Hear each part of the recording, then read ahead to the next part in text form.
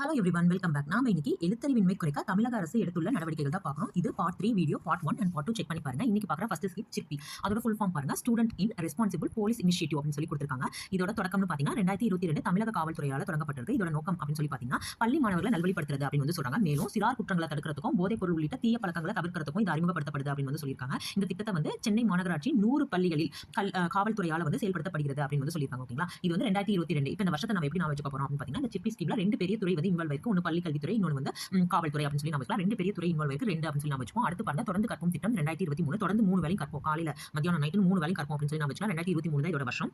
இதோட நோக்கமா வந்து என்ன சொல்லிருக்காங்க பாருங்க, பள்ளிக்கு வராமல இடைநின்ற மாணவர்களை கண்டறிந்து மீண்டும் பள்ளிக்கு வர வைக்கிறது. அதுவும் இல்லாம இதுல இம்பார்ட்டன்ட் ஒன்று என்ன மென்ஷன் பண்ணிருந்தாங்க, 10th வந்து பாதியில, அதாவது ஃபெயில் ஆயிட்டு கண்டினியூ அடுத்த வருஷம் கண்டினியூ பண்ண முடியாம இடைநின்றவங்க அல்லது வேற ஏதாவது காரணத்துக்காக ஸ்கூலுக்கு வர முடியாதவங்களை வந்து திருப்ப ஸ்கூலுக்கு கூட்டு வந்து படிக்க வைக்கிறது அப்படின்னு சொல்லி சொல்லியிருக்காங்க. இது தொடர்ந்து கற்போம் திட்டம். ஓகேங்களா? அடுத்து அகல்விளக்கு திட்டம் பத்தி சொல்லிருக்காங்க. 2024 ஜூன் மாசம். இது மெயினா எதுக்கு அப்படின்னு பாத்தீங்கன்னா, 9 to 12ஆம் வகுப்பு மாணவிகளுக்கு எந்த இடர்பாடுகளும் இல்லாம பள்ளிக்கு தொடர்ந்து வருகை தருவது வந்து இந்த திட்டம் வந்து உறுதி செய்யுது அப்படின்னு வந்து சொல்றாங்க. மேலும் உடல் மன சமூக ரீதியா வந்து இடையூறுகள் வந்து மாணவிகள் தங்களை பாதுகாத்துக் கொள்வதற்கு இந்த திட்டம் வந்து ஹெல்ப்ஃபுல்லா இருக்கு அப்படின்ற மாதிரி சொல்றாங்க. ஓகேங்களா? இதை நம்ம எப்படி வச்சுக்கலாம், அந்த வயசு சின்ன வயசு பிள்ளைங்களை வந்து பாதுகாப்பா 24 மணி நேரம் உங்களுக்கு பாதுகாப்பு கொடுக்கணும், பாதுகாப்பா ஸ்கூலுக்கு போயிட்டு வீட்டுக்கு வரணும், 24 மணி நேரம் பாதுகாப்பு கொடுக்கணும் வச்சுக்கலாம். ஏன்னா இதோட வருஷம் 2024. ஓகேங்களா? அடுத்து பள்ளி புத்தாக்க மேம்பாட்டு திட்டம் 2022 ஆகஸ்ட் மாசம் வந்து கொண்டு வந்திருக்காங்க.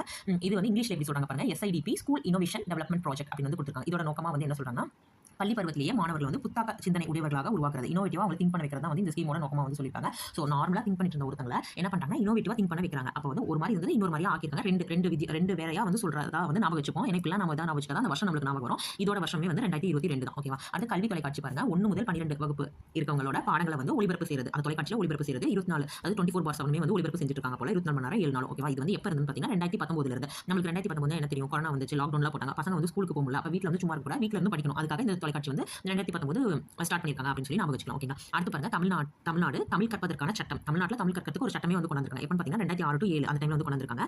அதுலயும் மெயினா 1 to 10 வந்து தனியார் பள்ளினாலும் சரி இல்ல கவர்மெண்ட், 2 பள்ளிகளுமே வந்து 1 to 10 வந்து தமிழ் வந்து ஒரு கட்டாய பாடமா இருக்கணும் அப்படின்றத வந்து இது வந்து நோக்கமா வந்து இருக்கு. ஸோ யாரும் தமிழ் படிக்காம இருக்கக்கூடாது, எல்லாரும் தமிழ் படிக்கணும் அப்படின்னு சொல்லி நான் வச்சுவா. யாரும் தமிழ் படிக்காம அப்படின்னா வந்து 6 தான் இதோட வருஷம். ஓகேவா? அதுக்காக நான் அப்படி சொல்றேன். அடுத்து பாருங்க, மகிழ் முட்டும் திட்டம். அது வந்து 2024. நமக்கு வந்து முற்றுமா மகிழ்ச்சி, முற்றுனா முழுவதுமா ஒரு மகிழ்ச்சி, 24 மணி நேரம் முழுவதுமா ஒரு மகிழ்ச்சி கிடைக்குது. எப்பனா வந்து நமக்கு ஒரு தலைமைத்துவம் ஒன்று கிடைக்குது, ஒரு லீடர்ஷிப் பதவி மாதிரி ஏதோ ஒன்று கிடைக்குதுன்னு வச்சுக்கோங்களேன். அப்ப நமக்கு எப்படி இருக்கும், 24 மணி நேரம் ரொம்ப ஹாப்பியா இருக்குல்ல. ஸோ அதான் இந்த திட்டம்.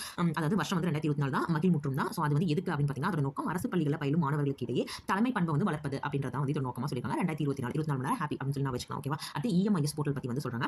இந்த EMIS போர்ட்டல், அந்த EMIS அப்படின்றது ஃபுல் ஃபார்ம் பாருங்க, எஜுகேஷன் மேனேஜ்மெண்ட் இன்ஃபர்மேஷன் சிஸ்டம். ஓகேவா? இதுல வந்து என்ன மாதிரி இன்ஃபர்மேஷன் இருக்கும் அப்படின்னு பார்த்தீங்கன்னா, கண்டிப்பா இந்த EMIS அந்த தளத்தில் வந்து மாணவர்களின் தரவுகளை வந்து பதிவு செய்வது வந்து கட்டாயமாக்கியிருக்காங்க. இப்போ அதுவும் இல்லாமல் இது வந்து கல்வி சார்ந்த மாணவர், ஆசிரியர், அப்புறம் இதர பணியாளர்கள், அப்புறம் கல்விக் கொள்கைகள், திட்டங்கள் அப்படின்ற அனைத்து தரவுகளையுமே வந்து சேமித்து வைக்கிற ஒரு போர்ட்டலா வந்து இது இருக்கு.